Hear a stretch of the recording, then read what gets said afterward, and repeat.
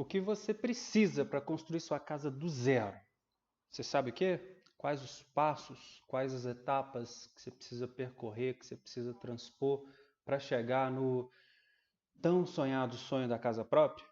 E é sobre exatamente isso que nós vamos falar aqui hoje, inclusive com uma convidada muito especial, a digníssima Xará Fernanda Vilaverde, e a gente vai falar sobre os 6 passos que você precisa transcorrer, que você precisa percorrer, na verdade, para construir a sua casa dos sonhos, para construir sua obra. Sem esses 6 passos fica complicado, né, Fernanda?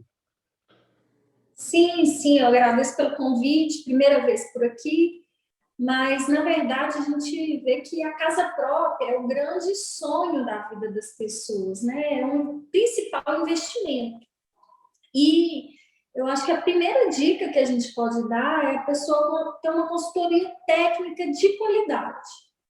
Ela está auxiliada por um profissional que seja capaz de tirar todas as dúvidas e ajudá-la a percorrer esse caminho longo que é ter a chave da casa própria. Tá? E antes da gente falar dessa trajetória, que talvez com a má orientação ou falta de orientação, inclusive, pode fazer com que o sonho se torne um pesadelo, né? Fala para a Sim, gente um pouquinho quem é a Fernanda, onde a Fernanda trabalha, o que a Fernanda faz.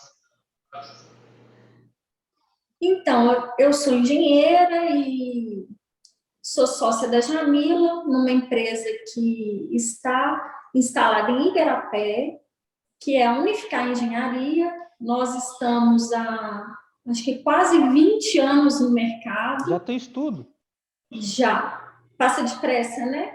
Passa. E a gente faz projeto arquitetônico, estrutural, elétrico, hidráulico e executa obras, obras residenciais, comerciais, industriais. Então, ligado à construção, um pouquinho de cada coisa. Pois é, e já pegando um gancho, gente. Meu telefone caiu aqui. Já pegando um gancho, a Fernanda e a Jamila são. A Unificar em si é uma empresa que a Fórum, né? A gente contrata eventualmente, a gente tem parcerias em algumas obras. E o porquê que a gente escolhe a Unificar, né? Principalmente para projetos estruturais, elétricos, hidráulicos. Recentemente a gente fechou um, né, Fernanda? Lá para o Morado do Sol. Sim, Eu tenho postado algumas fotos, alguns conteúdos do início da obra ali, e vou continuar postando até o final, para, inclusive, se alguém tiver esse desejo, essa vontade de construir a própria casa, eles já comecem a entender ali os passos. E sim. nós já construímos aqui na Fórum, Fernanda, não sei se a gente já conversou sobre isso, 86 casas de 2012 para cá e 12 apartamentos. Inclusive, esses 12 apartamentos foram em 2 prédios, 6 apartamentos. Um prédio que vocês desenvolveram o projeto arquitetônico, estrutural, elétrico, sanitário, todos os complementares. E, ou seja, a gente já está quase a 100 imóveis concluídos nesses 9 anos de funcionamento da Fórum. Por que você acha que até hoje é interessante para a gente, por exemplo, continuar contratando vocês para fazerem os projetos complementares? Será que é porque a gente é bobo demais, é burro demais para ter assimilado em 100 casas construídas o conhecimento para fazer por nossa conta? Na verdade, eu acho que cada um na sua área, né, na sua expertise. E nós sabemos assim que a gente contribui muito na obra de quem nos contrata, né? São muitos detalhes que uma casa precisa, que a gente precisa observar entre posicionamento do sol, ventilação, melhor fundação para aquele local, qual a profundidade, quais são os cabos, nós vamos passar aéreo, vamos passar subterrâneo, entrada de energia, enfim, são tantos e N detalhes e a gente trata cada cliente com muito cuidado, com muito critério, com bastante atenção, a gente sabe que cada situação é única, fazendo o nosso trabalho com qualidade. E aí, por isso, essa parceria longa, acredito que Pois mais é, de 10 anos que você é nosso cliente, já né? tem por aí. E antes da Fórum, né, já tinha já trabalhavam assim com meu pai também, o Daniel, já há Seu longa data. pai, Pois é. isso, verdade. E tem um outro ponto aí também, que isso foi um conhecimento que eu absorvi. Eu sempre digo que há 3 formas da gente aprender as coisas, sabe? Ouvindo, estudando ou errando. E às Sim, vezes, e óbvio, né? Pelo óbvio, errando é a que mais faz sofrer. é, E eu aprendi errando que uma consultoria, contratar uma equipe técnica para uma obra, está mais ligado a economizar naquela obra do que um gasto extra, na verdade, sabe? É aquele verdade. famoso, quando a gente deixa de contratar, né, fazer os projetos complementares, é o famoso barato que sai caro, no final das contas. Eu gostaria de ressaltar que quando a pessoa contrata os serviços da Unificar Engenharia, ela está contratando, na verdade, uma equipe. E não só a Fernanda ou a Jamila. Tem o engenheiro Jader aqui, que é engenheiro de segurança ambiental, civil. Nós temos aqui a arquiteta Isabela, temos também uma equipezinha de estagiários que está conosco. Então, assim, nós estamos sempre prontos. Se aquela pessoa que executou de fato o seu projeto não estiver disponível naquele momento, haverá outro profissional para visitar a sua obra e resolver imediatamente a sua dúvida, porque a obra não pode ficar esperando, não é mesmo, É, Felipe? né, exatamente. Um outro ponto também é que quando você já tem esse suporte, por assim dizer, não acontecem problemas. Porque você desenvolve desde lá no início um projeto, um plano, né, adequado para aquilo que você está fazendo, de forma que do início até o final, até a conclusão, tudo sai conforme você esperou, você não tem que se preocupar com nada, né? Então, Sim. é por isso hoje, inclusive, que a Fernanda está aqui com a gente, para a gente falar sobre as 6 etapas que você vai passar se você quiser construir a sua casa dos sonhos, né? E qual é a primeira etapa, Fernanda? Para quem quer construir a casa, o que a primeira pessoa precisa fazer? Além de ter o O terreno, recurso, né? é comprar o Sem o terreno, né? terreno não tem obra, Não né? tem Então, jeito. assim, o primeiro passo, a pessoa muitas vezes ela nos procura após adquirir o terreno, mas a consultoria ela pode sim e deve começar antes de adquirir o terreno, porque o terreno ele nos diz muito como que vai ser a sua obra, né? Se você sonha com um porão e às vezes aquele terreno não dá condições de fazer um porão, se você sonha com a casa numa localidade e a lei de uso e ocupação do solo, ou seja, a prefeitura, ela não permite aquilo que você está sonhando naquele local. Então, são tantos detalhes que eu imagino que o ideal seja, quando você for iniciar a compra do terreno, você já chama um arquiteto, chama um engenheiro, chame alguém da área que possa estar te dando essa primeira consultoria. E olha só para ilustrar isso que você está dizendo, deve ter uns 2 ou 3 anos, uma pessoa me procurou, sabe? Para que eu construísse uma casa para ela, Certo. no bairro União, aqui em Igarapé. Só que ela estava comprando meio lote. E na outra metade do lote já havia uma obra, já tinha uma construção. E aí, quando eu cheguei lá, a pessoa estava empolgadíssima, né? Foi lá olhar o terreno que ela estava comprando, estava empolgadíssima. E outra, ela precisava de recurso do banco para construir. E aí, principalmente, quando você precisa de recurso do banco para construir, toda a documentação do terreno, de quem está te vendendo, de quem está comprando, precisa estar 100%. Do contrário, o banco não vai te emprestar o dinheiro, né? Tem que E estar regular, tem né? que estar regular. Tem que estar regular, isso, a palavra é essa, obrigado. E aí, a matrícula do terreno, tá? E matrícula de terreno, para quem não sabe, é um registro onde o cartório, tá? O cartório de registro da comarca de onde você está comprando aquele terreno, ele mantém um histórico de tudo que acontece com aquele lote, desde que ele é um lote. Ah, era uma fazenda, aquela fazenda foi loteada, se dividiu em partes ali, que a gente chama de lote, e aí um lote foi vendido para a pessoa A, aí na data tal a pessoa A vendeu para a pessoa B, aí a pessoa B vendeu para a pessoa C e assim por diante. tudo fica registrado nessa matrícula. Então, um dos documentos que o banco pede, ou mesmo quando você vai comprar à vista, que você não depende de financiamento, o cartório de notas vai te pedir uma certidão de registro atualizada para entender até quem é o proprietário daquele terreno. Se a pessoa que está te vendendo realmente tem condições, se ele realmente é o proprietário, se ele poderia estar vendendo aquele terreno para você. E aí eu analisei a documentação e a documentação estava certa, só que eu via que a construção que estava no outro meio lote não tinha cara de que era uma construção regular, não, sabe? Estava meio diferente, para não falar outra coisa. E aí eu perguntei para o vizinho, olha, como é que está aí? Você tem projeto disso e tal? Pô, não tem projeto aqui, não tem nada. Na verdade, até tentei uma vez aprovar um projeto para cá para regularizar, só que eu tive lá na prefeitura e a pessoa que aprova o projeto na prefeitura de Igarapé me disse que para regularizar o projeto eu tinha que quebrar um pavimento do que eu construí. Imagina. Nossa. Aí eu falei para a pessoa, falei assim, olha, impossível. Por que você está querendo, esse meio lote aqui não vai te atender, porque a obra que queria fazer era completamente independente, mas uma vez que a menor parcela que a gente tem de um terreno é um lote aqui na nossa região, acabam que as pessoas que constroem unidades naquele mesmo terreno se tornam meio que sócios, né? E a lei é feita para o lote todo e não para a parcela do terreno. Aí tem a coisa da área de ocupação que você citou. Sim. Se o vizinho já está ocupando, você pode falar um pouco mais sobre isso, já está ocupando lá aquele percentual, não sobra muito para a outra metade, não é isso? É verdade. É. Então, assim, são tantos os detalhes, né?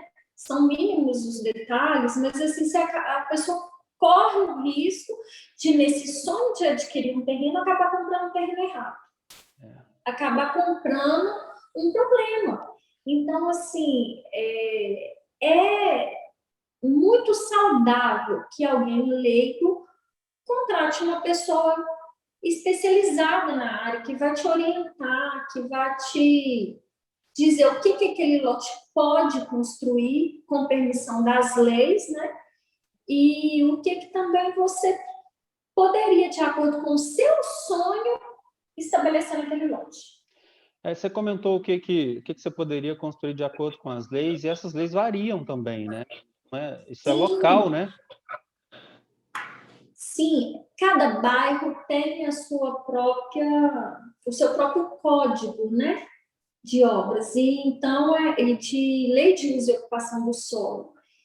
Então, cada bairro vai ter uma taxa de permeabilidade, uma taxa que você pode de coeficiente de construção. Então, assim, dados muito técnicos, que eu acho que até nem cabe aqui, diante assim, de um município extenso como Igarapé, e toda a nossa região, a Unificar não faz projetos só em Igarapé, faz em Betim, Contagem, toda a nossa região, São Joaquim de Bicas. Então, cada município vai ter a sua lei de uso e ocupação do solo e as suas permissões para aquele local. Por exemplo, se a área é industrial, ali não vai ser permitido construir uma casa. Se a área é residencial, ali não vai ser permitido construir uma indústria. O básico, a grosso modo, seria isso. Mas nós temos, claro, infinitos detalhes aí. Legal, Fernanda. Comprei o lote, fiz o processo de transferência, escritura, ITBI, registro, ou financiei. E agora? Qual é o meu próximo passo? Qual é o segundo passo? Isso, nós vamos fazer o projeto arquitetônico, né? O projeto arquitetônico, a gente chama ele de projeto mãe. Ele é um projeto que você determina onde tem ali sala, quarto, cozinha, banheiro, quantos quartos, se tem closet, se tem suíte, se não, qual a forma do telhado, né? Se o telhado vai ser colonial, se vai ser embutido. São N detalhes de novo. Então, é no projeto arquitetônico que você tira ali o sonho que está na cabeça da pessoa, traduz aquilo e bota no papel. Sim, sim. Aqui no escritório, a gente faz o projeto arquitetônico e entrega uma espécie de maquete eletrônica externa das fachadas, ali, as vistas, que a pessoa consegue visualizar a casa antes mesmo de construir. Como se fossem fotos. Sim, como se fossem fotos. E aí, diante daquelas fotos, a pessoa geralmente fala, olha, não gostei disso, não gostei daquilo. E a gente costuma falar aqui no escritório que o projeto arquitetônico é feito a 4 mãos, os nossos projetos, que são 2 do nosso escritório e 2 da família que vai morar naquela casa. Porque a gente junta o que é permitido pela lei, o que é mais saudável tecnicamente, aquela família vem com os anseios dela, os sonhos, o que ela realmente quer de fato naquela casa, e junta isso tudo, e aí a gente tem o primeiro passo da construção. Legal demais, né? E aí a pessoa que tem aquele sonho, de repente ela já comprou o terreno, já tem ali o projeto arquitetônico, tem fotos da casa dela, e aí alguma coisa que estava tão abstrata, só lá na cabeça, começa a tomar forma. Começa a tomar forma, exatamente. E aí eu tenho o meu terreno, tenho o meu projeto arquitetônico, que foi muito bem elaborado, já tenho fotos, estou postando no Instagram fotos da minha futura casa aqui agora. Qual é o próximo passo, Fernanda? Qual é o terceiro passo? Nós temos aí projetos complementares. Mais projetos complementares. O que são os projetos complementares? Os projetos complementares, quanto maior a obra, às vezes você vai construir algo muito simples, você vai fazer só o projeto arquitetônico. Isso de fato acontece, mas nem sempre é o ideal. Os projetos complementares são aqueles Desculpa interromper. Dá um exemplo, por exemplo, de uma obra em que eu faria só o arquitetônico, mesmo que não seja o usual. Vamos imaginar que você já tem a sua casa pronta e vai fazer uma área gourmet, uma área de lazer, onde ali às vezes não tem laje, né? Onde ali é uma obra bem simples, talvez 30 metros quadrados, 40, algo bem pequeno, e que você vai fazer as paredes laterais, um telhado, vai fazer uma parte hidráulica, colocar uma churrasqueira e tudo. Então, isso para mim, talvez, na minha visão, seria algo que, com um projeto arquitetônico, a pessoa estaria pronta para construir. Aí ela pularia direto para o início das obras. Agora, vamos partir do pressuposto que eu, Fernando, queira construir uma casa que tenha 3 quartos, um dos quartos tem uma suíte, que também tem uma área gourmet, tem uma piscina. Quais seriam os projetos? A gente está fazendo, né? Você está fazendo a Morada Pois é, do Sol. a casa do Morada do Sol. Vamos usar o Morada do Sol. Lá só não vai ter piscina, né? Mas o restante vai ter tudo. Quais são os projetos que eu preciso para o Morada do Sol, que é uma casa que hoje ela terá, né? Que a gente começou a fazer fundação agora. 225 metros quadrados, são 4 quartos. Desses 4 quartos, 2 são suítes e tem uma área gourmet. Quais são os projetos que eu preciso para uma casa dessa? O primeiro projeto que eu acho que é necessário a pessoa fazer seria o projeto estrutural.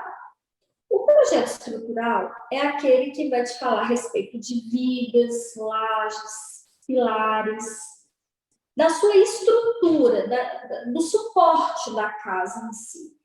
Junto com a arquitetura, a gente vai colocar uma estrutura que compatibilize ali e que você vai economizar. Hoje em dia, todo mundo está muito assustado com o preço do aço, né?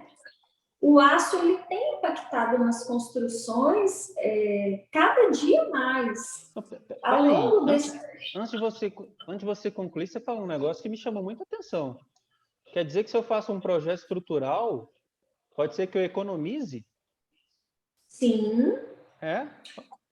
O projeto estrutural, ele tem essa premissa de que você coloque ferragem e concreto, né? Que você coloque estrutura no local adequado, né? Não é porque se um leigo, vou colocar um pilar aqui, daqui 2 metros outros, daqui 2 metros outros, e assim por diante, não. O que a gente pensa realmente em fazer é colocar a estrutura adequada e a quantidade adequada para aquele local. Adequada. Então, quer dizer que um leigo, por exemplo, pode achar que está economizando não fazendo o estrutural, mas ele está, na verdade, gastando mais, porque ele está exagerando no aço, está exagerando na quantidade de colunas que vai colocar. E até também na escolha da fundação, que é algo muito importante, porque, por exemplo, a pessoa pode, em um local que às vezes ela pudesse utilizar sapata, utilizar uma outra, por exemplo, tubulão, que consome mais concreto, mais aço. Então, assim, até a escolha do tipo da fundação é algo que também te faz economizar. Show! E os próximos aí? A gente está falando agora do estrutural, né? Sim, então a gente está falando dos projetos complementares. A gente fez o arquitetônico, aí a gente passou ao estrutural, a gente ainda teria que fazer o projeto elétrico e o projeto hidrossanitário. São dois projetos bem simples e que nem todo mundo faz, mas que quando faz, ele consegue otimizar muito na sua obra, questão também de economia, de eficiência, né? Planejamento da luminosidade de cada cômodo, planejamento de qual cabo correto usar, assim também na entrada de água e no esgotamento sanitário. Sabemos ainda que Igarapé nem todos os locais têm esgotamento sanitário, sendo necessário entrar com fossa. Né? Na verdade, essa é a realidade Brasil afora, né? Não é só Igarapé necessariamente. E o que a gente está, inclusive, falando aqui, tá? Para você que está assistindo para a gente, não se aplica necessariamente só à nossa região, não. Isso se aplica a qualquer região do Brasil, não é isso, Fernanda? Claro, a gente está falando aqui de passos para a pessoa conseguir a casa própria, né? E outro ponto, de novo, vou frisar esse ponto aqui. Você me disse que se eu faço estrutural, que se eu faço projeto elétrico e que se eu faço projeto hidrossanitário, eu vou economizar na obra. Isso é um contrassenso danado, porque eu já cansei de ver construtores, ver e ouvir construtores antigos dizendo que não fazem os projetos complementares porque vai custar caro fazer o projeto. Só que, na verdade... Nós temos que lembrar também que projetos complementares, eles evitam erros nas obras, né? E erro custa caro, porque você geralmente no erro, em algo que ficou inadequado, você tem que desmanchar e fazer de novo. E nesse desmanchar e fazer de novo, você tem custo. Você tem custo para fazer errado, custo para desmanchar o que fez errado, custo para refazer certo, né? Verdade. Então, na verdade, você gastou 3 vezes aí. Provavelmente já está muito além do projeto. Na verdade, eu gosto aqui também de falar o seguinte, que projeto não executa obra. Não adianta também você ter bons projetos e não ter uma execução adequada. Uma mão de obra adequada. Pedreiro consciente, que saiba ler o projeto. E então a gente já está falando um pouquinho do quarto passo, né? O quarto passo seria orçamento de material e mão de obra. Também é um passo importantíssimo, né, Fernanda? Sim, o orçamento, na hora do projeto, geralmente aqui no escritório, a gente está sempre já, desde o projeto arquitetônico, linkando em um planejamento financeiro. A gente geralmente pergunta ao cliente, olha, você tem ideia de quanto você quer gastar? Qual valor você quer investir no seu empreendimento? Porque não adianta a pessoa ter 100 mil para construir ou planejar algo para ela de 1 milhão, né? Se ela tem 100 mil e ela fala, Fernanda, eu quero gastar 100 mil reais, então nós temos sim que planejar algo para ela que ela consiga concluir com 100 mil reais. É a famosa personalização do sonho, né? Do que é meu mesmo. Porque na hora que ela está está com todos os projetos, ela passa essa etapa de orçamentação, de planejamento, porque é muito ruim, é um sonho frustrado você começar uma obra e parar pela metade. Verdade. E parar e ter que ali, às vezes, ficar anos com aquela obra parada, e muitas vezes ao longo do caminho até mudar o planejamento, vai ter que mudar o projeto. Então, assim, o ideal mesmo é fazer um planejamento financeiro que você inicie e conclua. É interessante você dizer isso, porque dá para a gente pegar um gancho também, né? Porque uma vez que a pessoa procura essa assistência, né? A maioria das pessoas, por exemplo, que nos procuram você, procuram a Fórum para que a gente construa a casa dela, não são pessoas da construção civil, são pessoas das outras milhares diversas áreas, né? Então, eles não têm a obrigação de saber o passo a passo da coisa, né? Então, eu já vi muito também, quando você falou sobre obra parada, de, às vezes, a pessoa não saber o que ela tem obrigação de fazer na obra e o que poderia ser dispensado, e aí, de repente, vai um fiscal da prefeitura, do CREA, do CAL, e embarga tudo. E aí, mais uma vez, aquele barato na cabeça dela, porque ela deixou de fazer, porque às vezes foi mal orientada, às vezes não teve orientação, ou às vezes teve a orientação adequada, mas decidiu que não aconteceria com ela, fica muito mais caro, né? Na verdade, antigamente,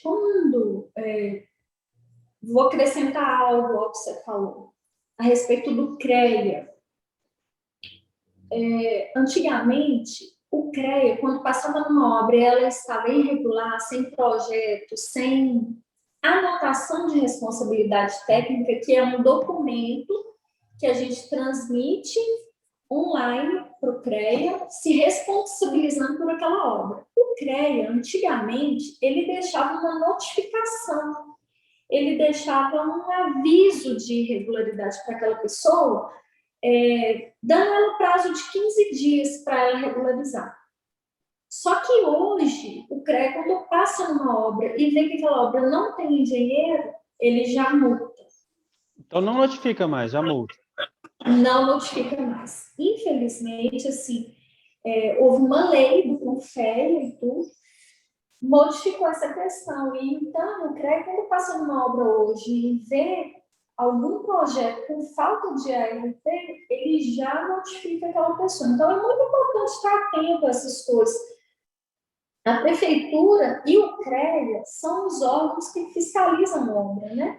Então, assim, isoladamente, o órgão não conversa muito com a outra, mas é preciso deixar uma obra regular perante a prefeitura e perante o CREA, para você não ter problema e seguir com a obra com sucesso. Para quem não sabe o que é CREA, CREA é uma entidade, todo engenheiro civil, produção, segurança, né, Fernanda? Ele precisa ser afiliado ao CREA, Conselho Regional de Engenharia e Agronomia. E Agronomia, CREA. E até para eles terem a autorização para exercer a função de engenheiro. Os arquitetos também têm uma entidade à parte, né, que é o CAL, né? Conselho de Arquitetura e Urbanismo, sim. Deixa eu te contar um negócio que me aconteceu em 2018. Foram uma das últimas casas que eu fiz no perfil do programa Minha Casa Minha Vida, sabe? Que é esse programa de cunho social que o governo federal libera, inclusive, subsídios para que as pessoas comprem a casa própria. Eu estava construindo um bairro em São Joaquim de Bicas. Nessa obra especificamente, quem assinou a RRT, porque nesse caso não foi uma RT, não foi um engenheiro, foi uma arquiteta. Sim. Ela assinou para mim do projeto arquitetônico, estrutural, porque eram casas pequenas, então ela poderia assinar, sabe? Sim. E aí, nós tivemos uma visita do CREA. Sim. E eram 6 casas. Eram 3 num lote, 3 no outro. 6 casas ao todo, mas 2 obras distintas. Para cada uma das obras, nós tomamos uma multa automática, como você está dizendo aí, de quase R$7.000. Porque nós não tínhamos a ART. Então, o fiscal do CREA chegou lá na obra e falou assim, cadê a RT? Quem é o engenheiro responsável? Ah, não tem engenheiro responsável. Ah, não tem não? Tá tudo bem então. Uma semana depois chega a multa no escritório. Eu fiquei louco aqui. Falei, como assim? 14 mil reais de multa? Tá doido? O que é que você está me querendo? O que você está querendo de mim e tal? Não, eu preciso das RT. Você não tem RT. Você não tem um profissional capacitado para tomar conta da sua obra. Eu falei, calma lá, vamos respirar, porque eu tenho um profissional capacitado, só que é um arquiteto. Ah, tem? Tem. Então traz para mim aqui as RRTs que eu baixo. Eu levei para eles as RRTs que tinham sido emitidas antes da vistoria. Eu já tinha elas antes da vistoria dele, portanto, baixou a multa, eu não precisei pagar. Mas olha para você ver, o que você disse aconteceu comigo, deve ter uns 2 anos. Exatamente. Então, é muito importante estar construindo com segurança, qualidade e acompanhado por profissionais habilitados para evitar problemas. É, a gente não só falando da multa em si, né? Mas além da coisa de você, da vantagem de ter o profissional ali adequado para te auxiliar em cada etapa, para que é onde a pessoa vai morar, na maioria das vezes, a vida toda. Você vai fazer um negócio mal feito, não tem condição de ser feito assim, né? E aí você imagina, a pessoa está construindo o único imóvel dela, está construindo para morar. E por uma desinformação, porque não contratou alguém adequado, ou porque não pesquisou, ou alguma coisa nesse sentido, não pediu a orientação a quem deveria, toma uma multa de 7 mil reais. Olha que projeto que... às vezes o projeto custaria bem menos do que a multa, né? É muito importante a pessoa planejar esse investimento, né? E nessa orçamentação que a gente falou, tanto de materiais quanto mão de obra, tudo isso é observado, né? Placa de obra é um item importante. Aí a gente começa a obra bem do comecinho mesmo, nesse orçamento, colocando padrão de água, padrão CEMIG, fechamento do lote, caso não houver muro, né? Vem com tapume, né? Aquelas placas de madeira fechando o lote. E assim, devagarzinho até a cultura, até ali chave na porta. Interessantíssimo, porque, olha, eu não sei aí na cidade de quem está assistindo a gente agora, mas aqui a gente está sofrendo um atraso gigantesco com a nossa concessionária, a empresa que fornece água para a gente, que é a Copasa. Então, no Morado do Sol, né, que é essa casa nós estamos construindo agora, levaram 2 meses para fazer nossa ligação de água. E se a gente já não tivesse a experiência que a gente tem, o background que a gente tem, se a gente não tivesse se rodeado de pessoas que nos ajudassem nesse passo a passo, que uma obra é um passo a passo, né, Fernando? A gente deixaria para pedir essa água agora. Só que eu preciso de água para a obra. Como é que eu construo? Tem como construir sem água? Tem jeito de construir sem água. Na verdade, o que a gente faz aqui com esse bate-papo, né, com transmitindo informação às pessoas, é um trabalho também educacional, sabe, de esclarecimento, porque eu lembro você, muitos anos atrás, quando você chegava no escritório e falava assim, eu já estou com pedreiro na obra, você sem tem projeto. Que entender rápido, sem projeto. Não, eu preciso do projeto para amanhã. Então, assim, a gente vê hoje a gente falando disso tudo, porque o do Morada do Sol mesmo foi tudo feito com tempo, né? Foi tudo planejado. Eu acredito que você também fez o planejamento financeiro. Mudou muita coisa, claro.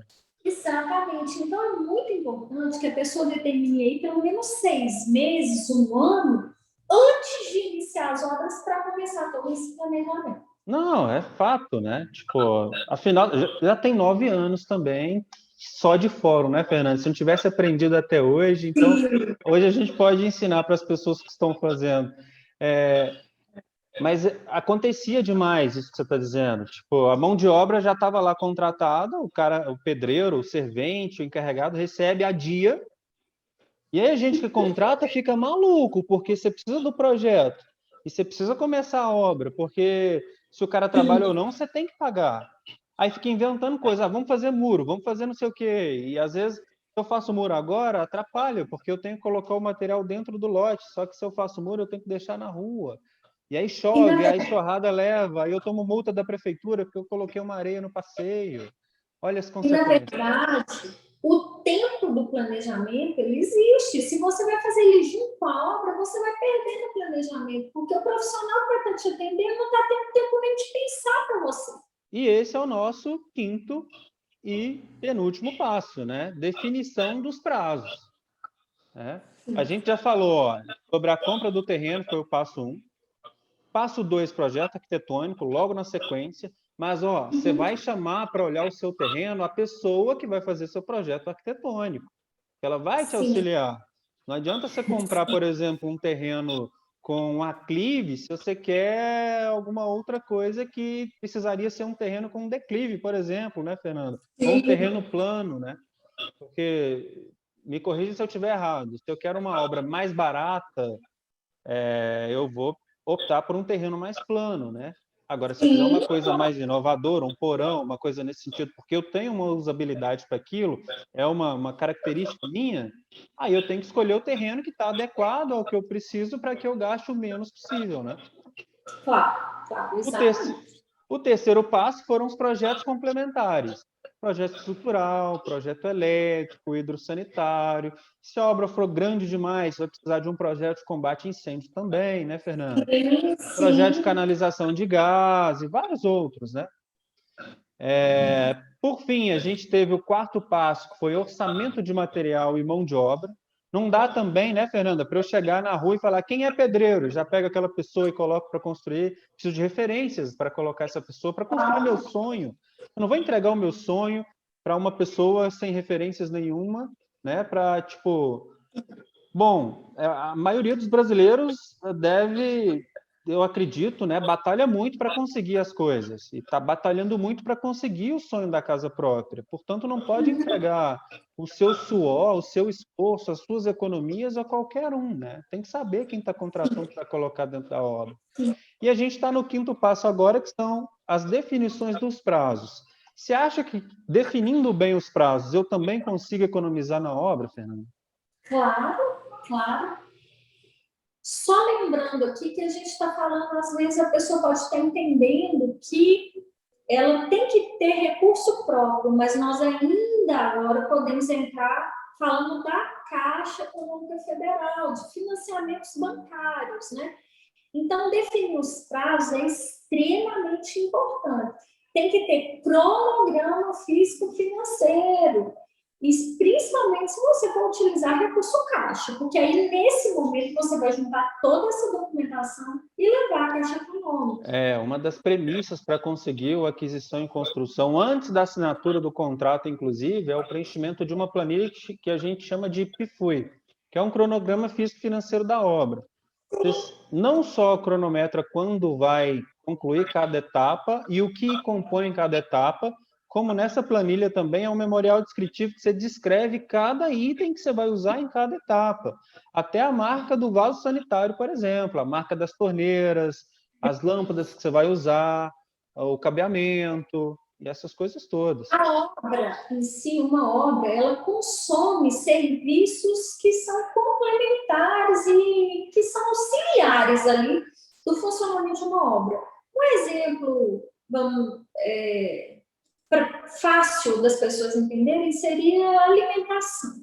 Vamos dizer, o cafezinho, o pão com café, o almoço e o lanche da tarde, né?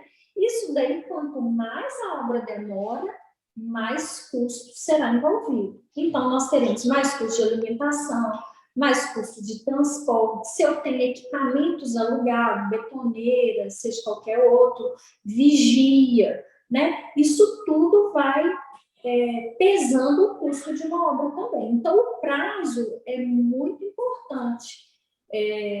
Você pensar nisso também para ter êxito na construção da casa própria.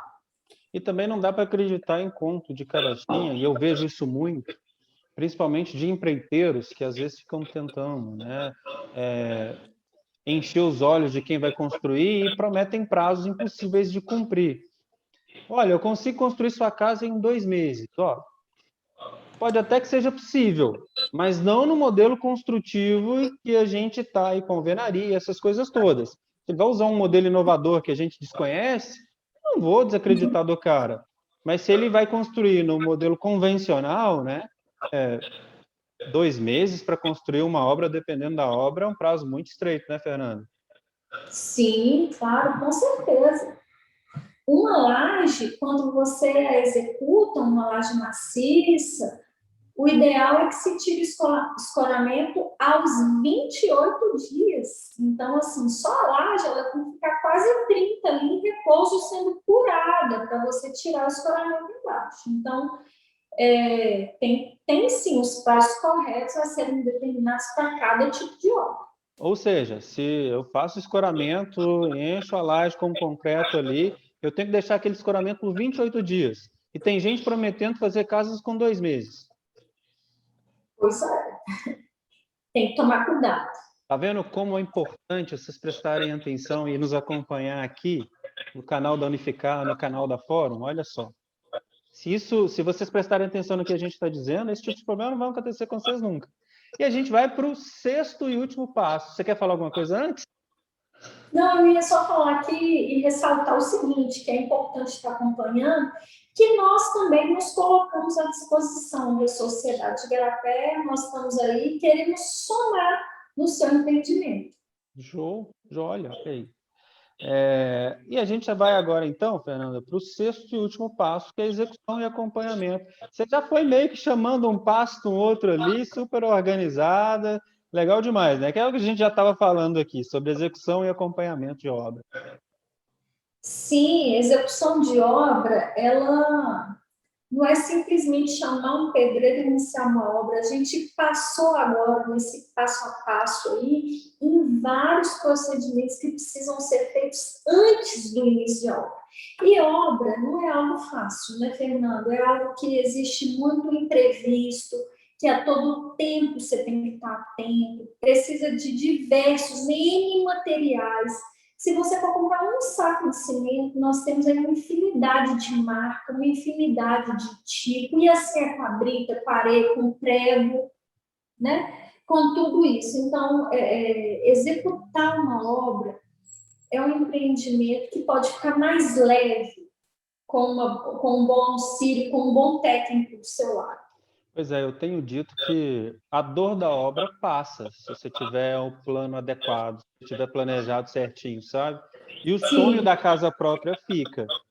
Então, se tiver o plano certo, se tivesse rodeado de pessoas competentes para te auxiliar nessa busca pelo sonho da casa própria, vai dar tudo certo.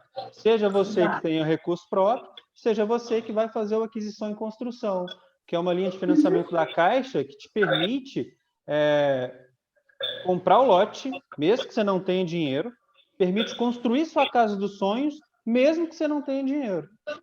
Legal demais, né, Fernanda? Muito bom. Gostei muito de falar com você. Foi um prazer imenso. A gente tem uma admiração muito grande pela trajetória da Fórum. Parabenizo a você, toda a sua equipe. Eu estou sempre nas suas obras, né? Eu sei que é uma equipe comprometida com o resultado final, né? E nós estamos aqui sempre à sua disposição. Eu te agradeço demais. Espero que se aceite mais convites da gente participar disso aqui.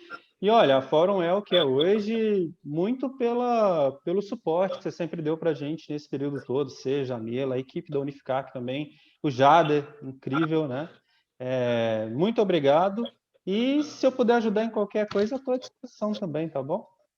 Pois é, nós faremos mais, né, Fernando? Vamos fazer. Como o Fernando falou mesmo, nós vamos depois passar cada um dos itens em um novo momento, separadamente, com mais detalhes, te informando mais. E precisando de alguma coisa, estamos à sua disposição. Valeu. E antes da gente terminar por completo, se ficou alguma dúvida, se alguma explicação tiver resolvido uma dúvida e tiver surgido outra, porque é muito comum, né, Fernanda? Comenta, manda um direct, manda um e-mail, manda um sinal de fumaça, que a gente vai fazer todo o possível para responder com o maior carinho do mundo. E se vocês quiserem também saber de algum outro tema, né, que a gente possa gravar algum outro conteúdo sobre um tema específico, fica à vontade para sugerir aí. tá? Se quiserem encontrar, unificar nas redes sociais, o que precisa fazer, Fernanda? @unificarweb, no Facebook, no Instagram, o nosso site é www.unificarweb.com.br, o nosso telefone 3534-5869. Legal. E a gente vai ficando por aqui. Até a próxima. Foi um prazer estar aqui com vocês. Muito obrigado, tá, Fernando? Tchau, tchau. Tchau.